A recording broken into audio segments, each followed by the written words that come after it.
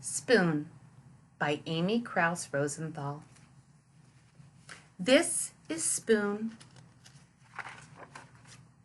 This is Spoon's family. Oh, look at all of that. Do you have a lot of people in your family? On Sundays, Spoon goes to visit his Aunt Silver. He has to be on his very best behavior there. She's very fancy and proper. Goodbye, darling. Ta-ta. Do you know any fancy people like that?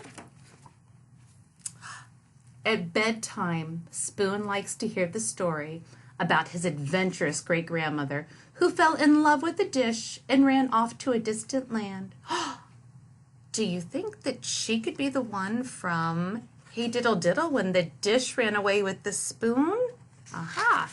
Now we know. Lately, though, Spoon had been feeling blue. What's wrong? Asked his mother. You look a bit out of shape. Nothing, mumbled Spoon.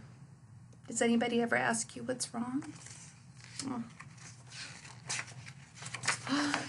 It's just, I don't know. All my friends have it so much better than me.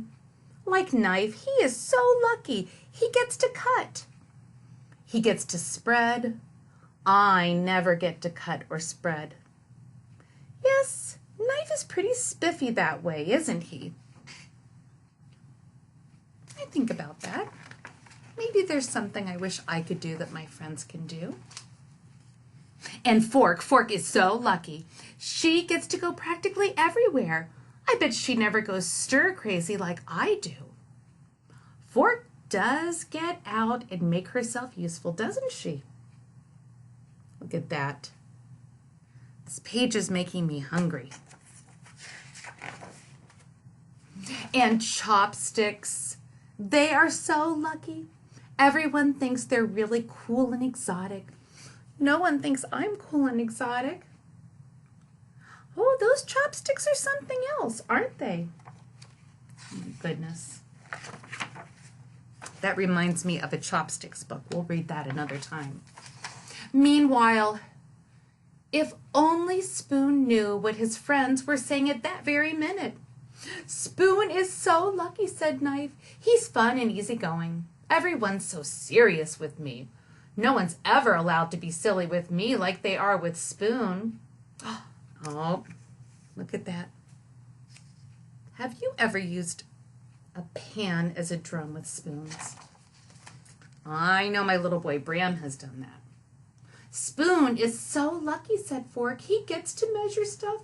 No one ever does that with me. Oh, what would happen if you put sugar on a fork? Oh, I know, big mess. Spoon is so lucky, said Chopsticks. He can go places by himself. We could never function apart. I didn't think about that. Chopsticks. There's always two.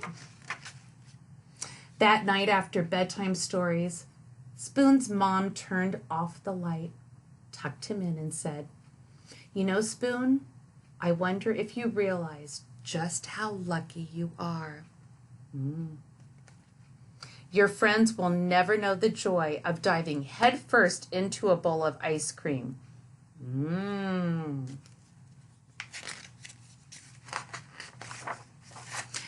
They'll never know what it feels like to clink against the side of a cereal bowl.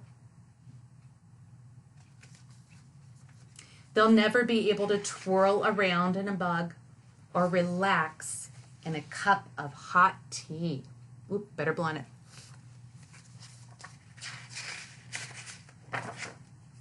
Spoon hadn't thought of it that way before. He lay awake in bed for a long time. His mind was racing. He felt so alive. There was only one thing to do. I can't sleep. Come, Spoon. Come snuggle. You ever do that? That's okay. And so he did.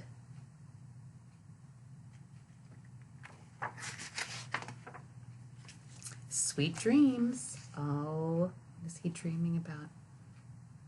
Well, I think I'm going to go and get some ice cream.